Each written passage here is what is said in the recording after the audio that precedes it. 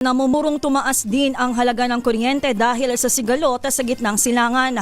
Sa katunayan, inamin ng Meralco na pinangangambahan ng increase sa mga susunod na buwan epekto ng tinatawag na inflationary pressures mula sa nangyayaring gulo sa Middle East. Ito ay kahit ang source ng energy ng kumpanya ay hindi galing sa oil-fired power plants. Paliwanag ni Meralco Vice President at Head of Utility Economics Larry Fernandez, 60% ng energy sources ay mula sa natural gas na ang kalahati ay mula sa malampaya at imported na liquefied natural gas. Ang natitira na 40% ay mula sa coal-fired power plants, renewable energy at sa wholesale electricity spot market. Ipinahayag ni Fernandez na kapag tumaas ang halaga ng krudo sa Dubai, gagalaw din ang presyo ng gas mula malampaya at lilikha ng domino effect sa buong sektor ng enerhiya.